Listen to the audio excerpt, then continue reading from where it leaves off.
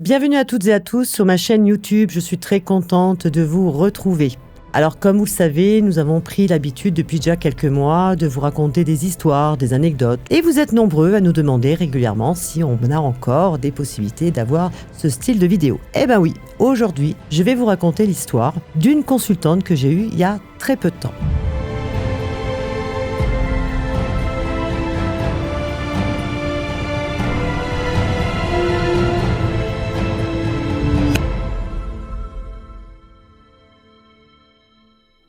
Alors déjà, il faut que vous sachiez qu'en général, les anecdotes ou histoires que je raconte, ce sont des choses qui sont passées il y a très longtemps. Là, c'est une histoire qui date d'il y a une semaine à peine. J'ai demandé au préalable à la cliente qui était venue me voir en consultation si elle m'autorisait, bien évidemment, à raconter cette histoire. Alors, c'est sûr que vous n'aurez pas son prénom, là où elle habite, etc. Et je suis sûre qu'elle attend de pied ferme, en effet, que cette vidéo arrive. Je la remercie déjà de m'avoir autorisé à raconter cette histoire, parce que c'est une histoire quand même qui est personnelle. Mais je sentais qu'il y avait quelque chose à faire et à développer pour que vous compreniez un petit peu ce qui se passe dans notre monde au quotidien et que chaque consultation ne sont pas du tout à l'identique. Et je vais même me rebondir, avant de vous raconter cette histoire, de vous dire aussi surtout c'est que de choses qui sont des fois un peu tragiques ou qui prennent un petit peu, vous voyez, les émotions de certaines personnes, on peut en faire quelque chose d'un peu plus avec beaucoup de dérision et on peut transmettre en fin de compte des émotions qui vont un peu, on va dire, avoir un impact avec plus de légèreté sur l'histoire pour laquelle la personne vient nous consulter. Cette personne s'appelle...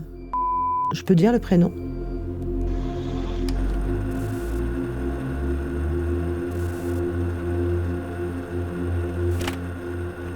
Alors cette personne s'appelle... Elle a une trentaine d'années. Elle est venue en consultation vers moi parce qu'elle avait plusieurs blocages, puis des questions essentiellement sur le côté familial, des blocages sentimentaux qu'elle avait dans le passé, et elle était dans une forme d'incompréhension, un peu perdue sur plein de choses. Voilà. La seule chose qui fonctionnait bien au moment où elle m'a appelée d'ailleurs, c'est ce que je lui ai dit, là où j'ai un bon alignement de votre part, c'est dans le domaine du travail. Elle m'a dit oui, c'est vrai, je m'éclate, j'aime ce que je fais, et ça fait une quinzaine d'années que je fais ça, et je ne changerai pour rien au monde. Je sais exactement ce qu'on me donne. Il faut savoir également qu'avant de se connecter, avant de démarrer les consultations, certaines clientes, j'arrive à avoir des informations. Pas tout le monde, c'est pas quelque chose non plus de routinier ou d'habituel. Et pour elle, justement, j'avais réussi à faire ce qu'on appelle, moi j'appelle un scan tout au moins, en lui disant, bah voilà, moi je vous ai comme ça et comme ça, et j'ai ressorti des choses qui lui appartenaient bien, évidemment, avec certains blocages, et qui correspondaient bien à sa personnalité. Donc en effet, le fait que je puisse avoir des informations aussi pointues et personnalisées, automatiquement, elle m'a dit oui, je valide, c'est bien moi. Donc du coup, on commence la consultation. Et là, elle m'explique un petit peu voilà, ce qui se passait un peu dans sa vie de tous les jours, qu'elle avait un petit peu de doute, c'est ce qu'on m'avait donné d'ailleurs. Hein. Mais rien de bien méchant. Hein. Jusque-là, c'était pas quelque chose qui était... Je n'avais pas de fort traumatisme ou des blocages qui pouvaient justement la pénaliser sur des années et des années. Je voyais qu'il y avait quelque chose en effet, mais sur le moment, je n'arrivais pas trop à déterminer d'où ça provenait. Côté familial, peut-être moi des fois avec des vies antérieures même. Hein. Je regarde après avec son conjoint, je dis bah, donnez-moi le prénom de votre conjoint. Elle me le donne bien évidemment et là j'ai le déclic. Ah, j'ai dit là ça y est, je suis rentrée en plein dans le mille, il y a un truc avec votre conjoint. Non pas qu'il y avait une histoire de tromperie ou de trahison, pas du tout. Mais le mari était impliqué. Et là je me dis donc mari impliqué, je voyais que le couple était bien, donc je pose des questions différentes à mes guides me transmettent des messages, ils disent non, bon alignement, fluidité, belle communication entre eux, beau couple, que là, tout va bien. Et tout d'un coup, je lui dis, mais moi j'ai quelque chose qui vous est arrivé il y a 2 ans, 2 ans en arrière. Depuis ces 2 ans-là, vous êtes en boucle. Mais quand je dis en boucle, c'est constamment en train d'y penser. Mais il n'y a pas que vous. Ce qu'on me donne également, c'est que votre conjoint, pareil. Quelque chose qui fait que. Et c'est là que vous allez comprendre aussi que quand je vous dis que nos guides ne nous disent pas tout, dans les moindres détails, il y a des choses, il faut qu'il y ait un échange justement. Parce que des fois, on me balance un mot, une phrase ou une image. Et là, on est un petit peu, des fois, même nous-mêmes frustrés, de dire, mais ça veut dire quoi ? Bien évidemment, on trouve toujours un petit peu le chemin. Puisque justement, la cliente et vous êtes là pour nous aider. Donc du coup, je dis, écoutez, il y a un truc quand même bizarre. Je vois 2 ans. Alors là, elle sourit. Elle me dit oui. Je dis, vous savez de quoi je vais vous parler? Elle me dit, je vous laisse faire. C'était bien d'ailleurs, il y a un bel échange. D'ailleurs, très belle cliente. J'ai adoré cette consultation. Et je lui dis, mais c'est bizarre. Votre conjoint, il est dans le truc là, en même temps que vous. Je l'ai dans la même lignée que vous. Elle me dit, oui, tout à fait. On est concernés tous les deux. Et là, tout d'un coup, je dis, ok, j'ai compris. Un bébé. Et là, elle me dit, oui, j'ai fait une fausse couche il y a 2 ans. Et depuis, on n'arrive pas à avoir d'enfant. Je comprends mieux. L'histoire, vous savez, quand je voyais l'histoire en boucle, etc., etc. Je dis oui, je comprends un peu mieux l'histoire. Et puis, je lui dis, mais il n'y a pas que ça. Moi, j'ai le syndrome de l'abandon sur vous. Le rejet. On me parle de fort traumatisme. Là, pour le coup, c'est plus des blocages. Je remonte dans son passé à elle. Et là, la porte s'ouvre et on me donne plein d'informations. Rejet, abandon.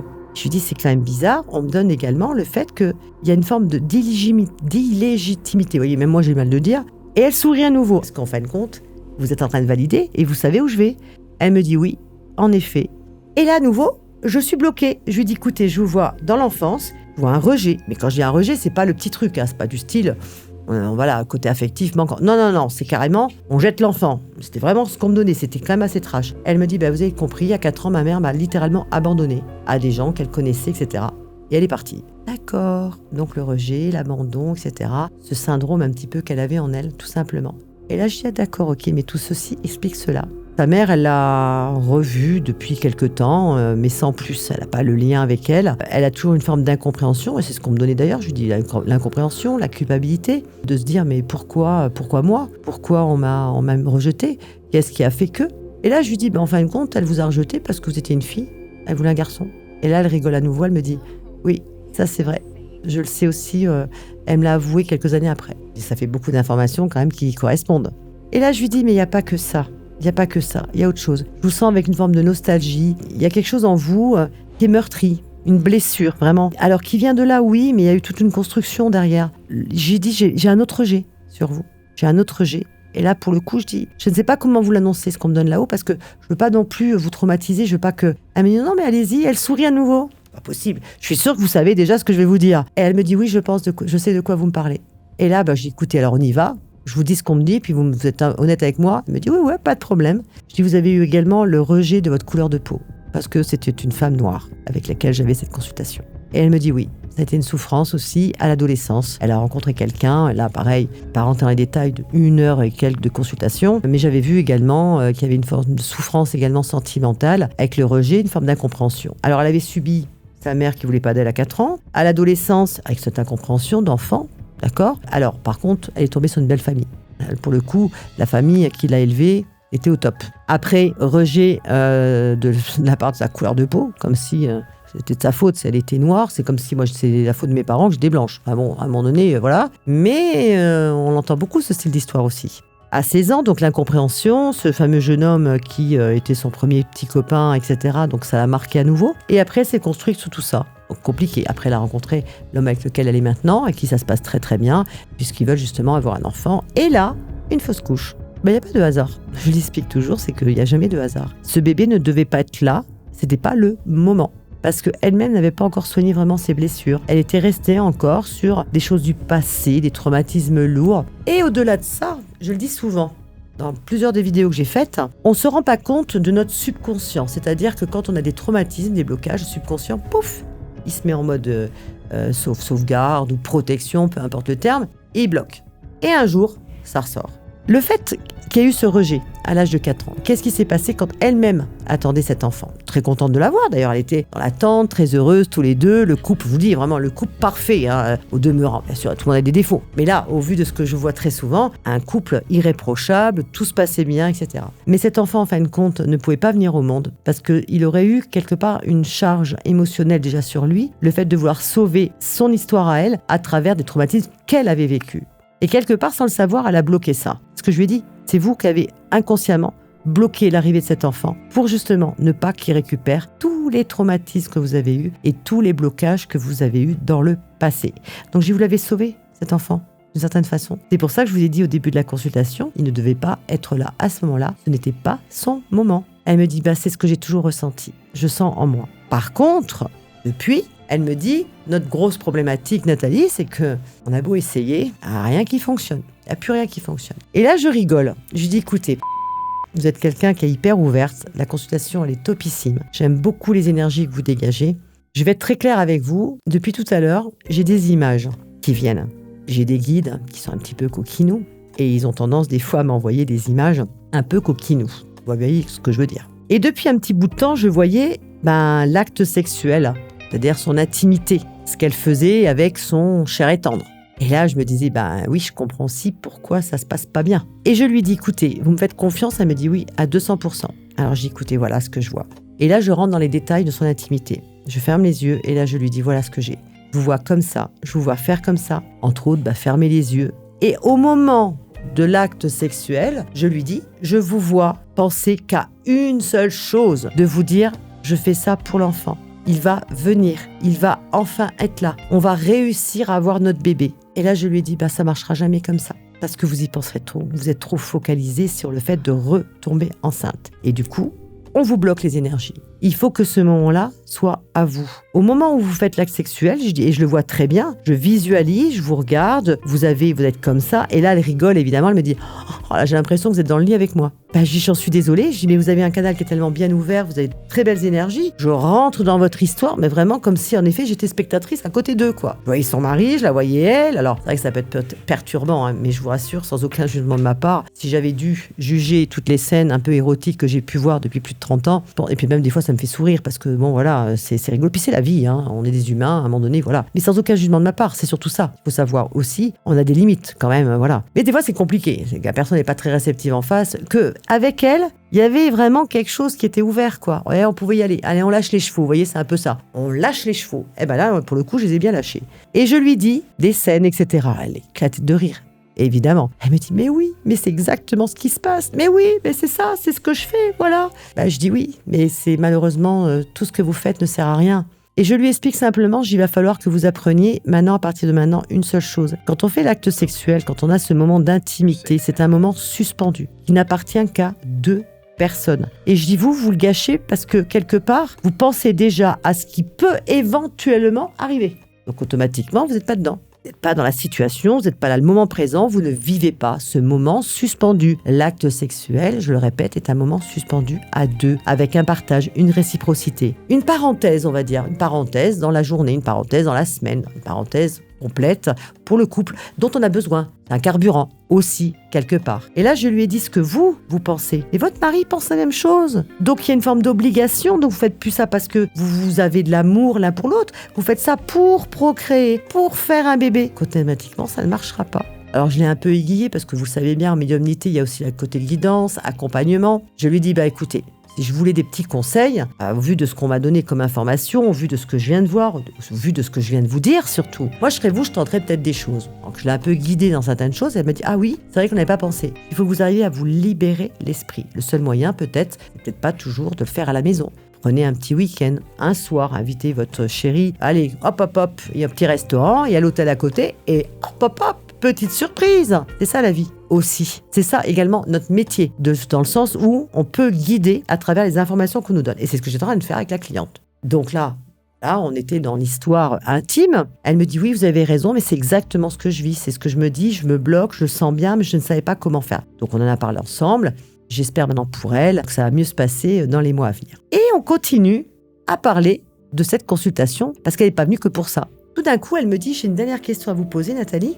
On a acheté une maison. Et là, je lui dis, je l'arrête net, je dis, ah oui, mais alors donc ça tarde. Je lui dis, il y a des blocages, je vois qu'il y a eu des problèmes, chauffage, plomberie, machin. Elle me dit, oui, on a eu un peu de déboire, etc. Mais normalement, on va bientôt y rentrer. Avant, elle m'avait posé la question sur la grossesse. Alors la grossesse, pour nous, c'est la santé. Donc la santé, on ne fait pas, on ne répond pas. Et là, je lui ai dit, je suis désolée, je ne peux pas vous dire si vous allez être enceinte. Mais pour moi, je n'ai pas de blocage qui fait que vous ne pourriez pas l'être. Par contre, je n'indique pas si oui, il y a bébé qui arrive. Ça, c'est niette. Ça ne fonctionne pas comme ça. Et là, je lui dis, écoutez, cette maison, mais elle me dit, on l'a appris. Je lui dis, mais pourquoi vous l'avez achetée? Et là, elle me répond, elle me dit, achetée tout simplement pour la revendre. On veut faire une plus-value, on va avoir un petit peu d'argent pour faire un autre projet derrière. Je dis, écoutez, moi, c'est bizarre parce que pour l'instant, j'ai pas la vente. Je vous vois rentrer dedans. Et là, le chemin se remet en route, la machine recommence. Et là, je lui dis, on parle de naissance. Mais pas que naissance bébé. Naissance au niveau de votre vie de couple, qui veut dire que vous allez avoir un havre de paix, qui veut dire que tout va se décanter. Alors vous voyez, j'ai pas pu vous répondre pour la grossesse tout à l'heure, mais par contre là on est en train de me dire, c'est là l'endroit où ils doivent être. Et là tout d'un coup je lui dis, attendez, top, votre maison, je la vois comme ça et comme ça. Alors je lui explique, boîte de chaume, bâtiment assez cossu. Elle me dit oui. Je dis, vous avez une boîte aux lettres, mais par contre elle est pas devant la maison, elle est à l'entrée. Ou la boîte aux lettres qui est comme ça et comme ça. Elle me dit oui. Je dis, attendez, c'est pas fini, je suis en train de rentrer dans votre maison, là. Je dis, vous avez pris... je dis, tiens, vous avez pris un joli carrelage. 60 par 60, mais que pour la cuisine. Tout le reste, c'est pas du carrelage. Elle me dit, oui, tout à fait. Il y a un îlot. Et là, je situe plein de choses comme ça. Une cheminée. Alors, elle me dit, un poêle à bois. En médiumnité, c'est pareil. Cheminée pour la bois, ils vont pas non plus rentrer dans les petits détails. Quoique, des fois, ça arrive. Hein. Mais là, il m'avait dit cheminée. C'est pareil. Et là, je dis, mais il y a un demi-niveau. Elle me dit, mais c'est pas possible, vous êtes dans ma maison. Et en rigolant, je lui dis, écoutez, vous entendez pas, il y a un drone au-dessus de votre maison. Je dis, c'est moi. En fin de compte, parce que je connais votre adresse, donc avant la consultation, j'ai envoyé mon drone et je suis en train de visiter votre maison. Alors évidemment, elle a éclaté de rire. Elle savait parfaitement que c'était pas vrai, d'autant plus qu'elle n'était pas dans la maison. Et la maison n'est même pas terminée. Donc pour vous dire, j'ai réussi, si vous voulez, dans cette consultation, à rentrer, mais vraiment dans sa vie privée, à tous les niveaux, que ce soit au niveau familial, où j'ai eu des informations mais monstrueuses. Après, au niveau intime, de couple, j'ai réussi à également trouver un petit peu la faille de ce qui faisait qu'elle était un peu tristounette également par rapport à cette envie de bébé qu'elle devrait avoir et qu'elle aura certainement. Et après, je suis passée directement dans la maison. Mais il y avait une relation, en fin de compte, surtout. Toute l'histoire. En fin de compte, vous voyez, toute l'histoire que je viens de vous raconter là, elle peut simplement être dite en 3 mots, en fait. Rejet de l'enfance, acceptation, enfin, de qui je suis, pour arriver dans cette maison et avoir une forme de renaissance, d'havre de paix, de vie, tout simplement, à nouveau. C'est-à-dire d'être elle-même, tout simplement. Et il y avait un lien. C'est pour ça qu'on m'avait donné, en fin de compte, toutes ces interactions un peu différentes dans différents domaines. Donc voilà cette histoire que je voulais vous partager. Pour vous dire tout simplement que notre métier, c'est pas juste... Non.